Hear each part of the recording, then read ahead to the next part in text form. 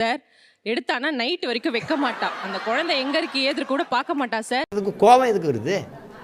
இதுக்கு என்ன இது ஒரு பெரிய இது ஒரு பிரச்சனைன்னு பேசிக்கிட்டு இது ஒரு கேவலம். அது சமையல் கட்டு பக்கம் வரவே மாட்டா. எல்லா வேலையும் நான் தான் சார் செய்வேன். ஒரு வேலையும் செய்ய மாட்டா. எல்லாம் கொழுப்புடி திங்க வேண்டியது தூங்க வேண்டியது மறுபடியும் படம் பார்க்க போயிடுறான். அதுல மாமியார் நல்லா இருப்பாங்க சார். என்னைக்கு இவ வராலோ அந்த 2 நாள் மூஞ்சி எங்கேயோ தூக்கி வச்சுன்னு இருப்பாங்க. எதுக்கு இவங்க தூக்கி வச்சுன்னு இருக்காங்கன்னு எனக்கு தெரியாது சார். அப்பதான்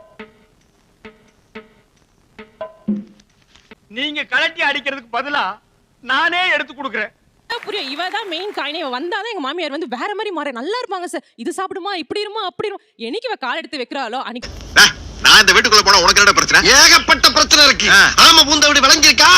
ஒரு வாரம் மூஞ்சே வேற மாதிரி. ஐயோ நம்ம எதனா பண்ணலையா, நம்ம என்ன வேலை செய்யலன்னு எனக்கு தோணும். அப்பதான் இவ ஏதோ வேலை காமிச்சிருக்காங்க அப்படின்றதே எனக்கு ஃபீல் ஆகும். உலகத்துல உள்ள போருக்கும் வாருக்கும் மூல காரணம் யாருன்னு பார்த்தா ஒரு பொண்ணா தாண்டா இருப்பா. ஓம் பின்னாடி ஒரு பொண்ணு தான் இருக்கா. அவ சாவி கொடுத்து திருகுறா, நீ ஆடுற. எங்க அம்மாவை கொஞ்சம் ஏத்தி விடுவேன் சார். அதனால எங்க அம்மா உடனே ரியாக்ட் ஆவாங்க. இப்படி கேனச்சியா இருக்காதம்மா. கேட்டு அண்ணனை கரெக்டா வச்சுக்கமா. அப்புறம் ரோட்ல விட்டுருவேன் உன்னைய. நானும் எவ்வளவு நாள் தான் வந்து உன்னைய பாக்குறது.